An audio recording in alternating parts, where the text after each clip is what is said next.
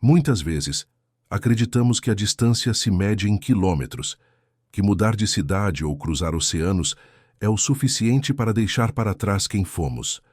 Mas a verdade, inscrita nas leis imutáveis do universo, é que a bagagem da alma viaja conosco para onde quer que vamos.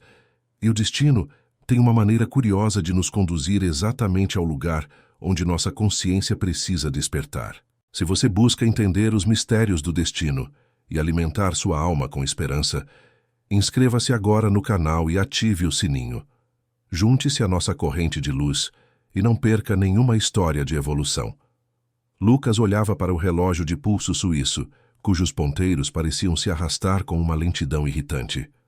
O ar-condicionado de seu escritório no 20º andar mantinha uma temperatura gélida, artificial, que combinava perfeitamente com a frieza do vidro e do aço que o cercavam.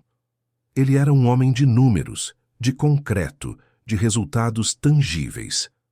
Aos 35 anos, possuía tudo o que a sociedade de consumo prometia como sinônimo de felicidade: carros importados, uma cobertura com vista para o mar e uma solidão abissal que ele preenchia com trabalho excessivo e conquistas passageiras. O projeto em Vale das Brumas está atrasado, Lucas. A voz do sócio ecoou pelo viva-voz, metálica e impaciente. O casarão velho ainda está de pé. Precisamos derrubar aquilo até o fim do mês ou os investidores vão recuar. Lucas suspirou, massageando as têmporas. Aquele projeto era um incômodo. Uma cidadezinha esquecida no mapa, cheia de ladeiras de pedra e gente que parecia viver em outro século. Eu vou pessoalmente, respondeu Lucas, com a decisão cortante que lhe era habitual. Vou garantir que as máquinas entrem na segunda-feira. Nada vai impedir essa obra. Ele não sabia, mas ao pronunciar aquelas palavras, estava assinando o contrato de sua própria aprovação. A viagem de carro até o interior foi longa. À medida que o asfalto perfeito da rodovia dava lugar aos paralelepípedos irregulares e à terra batida, o sinal do celular desapareceu, e com ele, a conexão de Lucas com o mundo que ele controlava. A paisagem mudou. O cinza deu lugar a um verde exuberante, e o silêncio da natureza era tão profundo que chegava a zumbir nos ouvidos habituados ao caos urbano. Ao chegar à Vale das Brumas, o sol do fim de tarde banhava as fachadas coloniais com uma luz dourada, quase sólida. Lucas estacionou seu carro moderno e deslocado em frente ao casarão alvo da disputa. Era uma construção imponente, mas ferida pelo tempo, com janelas como olhos cansados que já tinham visto muita história. Ele desceu do carro batendo a porta com força, levantando uma nuvem de poeira avermelhada. Foi então que a viu. No jardim frontal, onde o mato alto lutava contra roseiras antigas, estava uma mulher. Ela usava roupas simples, tons de terra e linho, e segurava um caderno de anotações com a delicadeza de quem segura um pássaro ferido. Quando ela levantou o rosto ao ouvir o barulho, Lucas sentiu uma tontura súbita, como se o chão tivesse desaparecido sob seus pés. Não foi atração física, embora ela fosse bela de uma maneira serena e atemporal. Foi um choque de reconhecimento. Uma sensação avassaladora de déjà-vu percorreu sua espinha. Aquele olhar castanho e profundo. Ele conhecia aquele olhar. Não desta vida, não de nenhuma reunião de negócios ou festa social. Era uma memória gravada na medula de seu espírito. O senhor deve ser o proprietário, disse ela. Sua voz era calma, melodiosa, contrastando com a agitação interna dele. Eu sou Clara, a restauradora responsável pelo inventário histórico. Lucas demorou um segundo a mais para responder, tentando recuperar o ar. Lucas, sou Lucas, e vim acelerar o processo. Temos pressa, Clara. O progresso não espera por velharias. Clara sorriu, mas havia uma tristeza compassiva em seu gesto. O que o senhor chama de velharia, Lucas, nós chamamos de memória, e as pedras têm o hábito de cobrar o preço do esquecimento. Nos dias que se seguiram, a convivência forçada entre os dois estabeleceu uma rotina peculiar. Lucas, ansioso e prático, tentava coordenar a chegada das escavadeiras, mas imprevistos constantes o impediam. Uma ponte que caía na estrada de acesso, uma tempestade repentina que transformava o solo em lama. máquinas que quebravam sem explicação mecânica lógica. Era como se a espiritualidade maior colocasse freios em sua arrogância. Enquanto isso, ele observava Clara. Via como ela tocava as paredes descascadas com respeito, como limpava a poeira de um azulejo antigo, como se curasse uma ferida. O cheiro que emanava dela, lavanda e madeira envelhecida, acalmava a ansiedade que ele nem sabia que carregava. Certa tarde, enquanto a chuva tamborilava insistentemente no telhado gotejante do casarão, Lucas a encontrou na antiga biblioteca, passando um pincel suave sobre lombadas de livros carcomidos. — Por que você se importa tanto? Ele perguntou, a voz ecoando no salão vazio. — Daqui a um mês tudo isso será um saguão de hotel com mármore importado. Ninguém vai lembrar do que havia aqui. Clara parou o movimento e o olhou.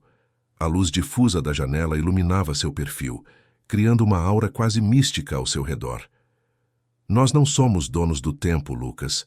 Somos apenas viajantes. Tudo o que construímos com ego, o tempo derruba. Só o que construímos com amor permanece. Eu sinto. Ela hesitou buscando as palavras certas. Eu sinto que tenho uma dívida com este lugar. E sinto que você também tem, embora ainda não se lembre. Aquelas palavras atingiram Lucas como um soco. Naquela noite, em seu quarto, na pequena pousada da cidade, ele teve um sonho vívido. Não era o sonho caótico e fragmentado de sempre. Era nítido. Ele se via vestido com roupas de época, montado em um cavalo negro, gritando ordens para que homens derrubassem casebres humildes. Ele sentia o cheiro de fumaça, ouvia o choro de mulheres e crianças, e no meio da confusão ele via um par de olhos castanhos, os olhos de Clara, suplicando por piedade, uma piedade que ele, em sua vida passada, havia negado com frieza. Acordou suando frio, o coração disparado no peito. A sensação de culpa era tão real que ele sentiu um gosto amargo na boca. O cético homem de negócios estava começando a rachar, permitindo que a luz da verdade espiritual penetrasse pelas frestas de sua armadura materialista. No dia seguinte, ele procurou o velho jardineiro da propriedade, seu Antônio, um senhor de pele enrugada como um pergaminho, e olhos que brilhavam com a sabedoria dos pretos velhos.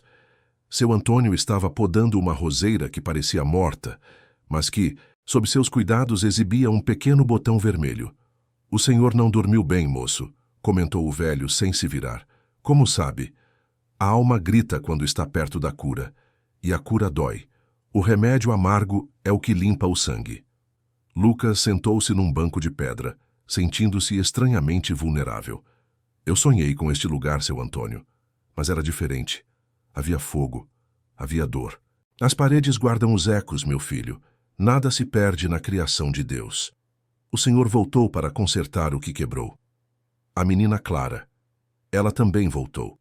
Vocês são dois pássaros que voaram em direções opostas na tempestade e agora se reencontram no ninho para aprender a voar juntos.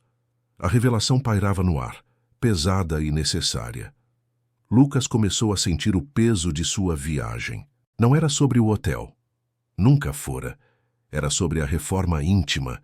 Era sobre transformar o orgulho que destruiu vidas no passado em humildade que constrói o futuro. Mas a provação final ainda estava por vir. A natureza, reflexo das energias acumuladas, preparava uma tempestade como poucas vezes se vira na região.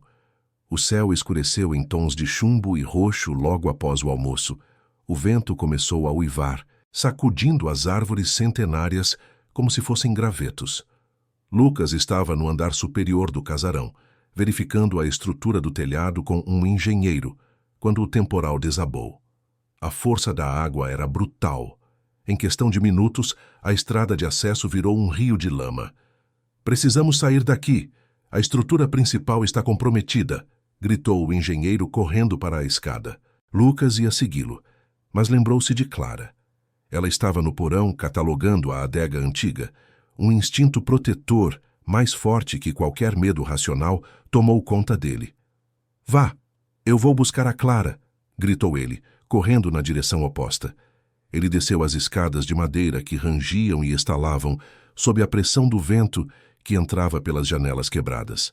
Ao chegar ao térreo, ouviu um estrondo ensurdecedor. Uma das vigas principais do teto do salão cedeu, trazendo consigo telhas, madeira e destroços. Clara! Ele gritou, a voz rouca pela poeira.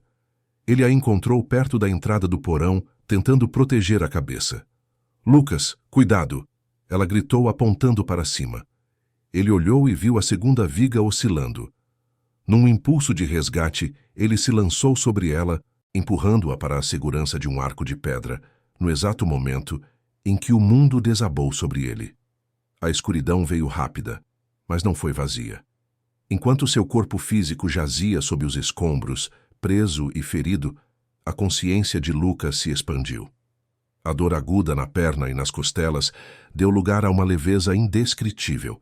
Ele se viu fora do corpo, flutuando sobre a cena caótica. Viu Clara chorando, tentando mover pedras pesadas demais para ela, gritando por socorro. Viu a luz dourada que emanava dela, uma energia de amor puro que o envolvia. Então, o cenário mudou. Ele não estava mais nas ruínas. Estava em um jardim de luz, onde um homem vestido de branco, com a fisionomia serena e bondosa, o aguardava. Lucas reconheceu a vibração. Era o mesmo espírito que o intuíra através das palavras de seu Antônio. A viagem foi longa, meu irmão, disse o mentor, com uma voz que ecoava dentro da mente de Lucas. Você acumulou ouro na terra, mas chegou aqui com as mãos vazias. Agora, sob o peso da pedra, você finalmente encontrou a leveza do sacrifício. Eu morri? Perguntou Lucas, sem medo, apenas com uma curiosidade serena. A morte é apenas uma mudança de estado. Você está na fronteira. O seu ato de proteger aquela a quem feriu no passado quitou uma parte da dívida, mas a reconstrução exige mais do que um momento de heroísmo. Exige uma vida de dedicação. Você quer voltar? Lucas olhou para baixo, para a dimensão densa onde Clara segurava a mão do seu corpo inerte, rezando. Ele sentiu o amor dela puxando-o como um farol na neblina. Ele percebeu que a verdadeira riqueza não estava nos prédios que ele erguia, mas nos laços que ele cultivava. Eu quero voltar, respondeu Lucas, com lágrimas espirituais nos olhos. Eu tenho muito o que consertar. Eu preciso reconstruir, não demolir. Ao abrir os olhos físicos, a dor voltou avassaladora, mas era suportada por uma nova esperança. Ele ouviu as sirenes dos bombeiros ao longe. Clara estava lá, o rosto sujo de poeira e lágrimas, segurando sua mão com força. Você voltou. Ela sussurrou, e ele soube que ela não falava apenas do desmaio. A recuperação foi lenta. Meses de fisioterapia, de aprendizado, de paciência. O executivo arrogante morreu naquela tarde de tempestade. Quem renasceu foi um homem que aprendeu a valorizar o nascer do sol, o gosto do café fresco e o sorriso de gratidão. O resort de luxo nunca saiu do papel. Com o dinheiro que seria usado para a obra faraônica, Lucas restaurou o casarão, mantendo cada detalhe de sua história. O local tornou-se a Fundação Renascer, um centro dedicado a ensinar ofícios de restauro e arte para jovens da região, além de abrigar um pequeno hospital comunitário. Lucas e Clara se casaram no jardim, sob a bênção da mesma roseira que seu Antônio cuidara com tanto carinho. Não foi preciso muitas palavras.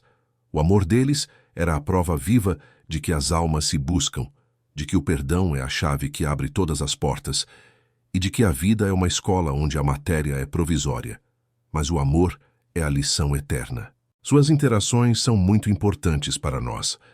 Deixe seu nome nos comentários e podemos incluí-lo em uma de nossas histórias com uma saudação feita especialmente para você.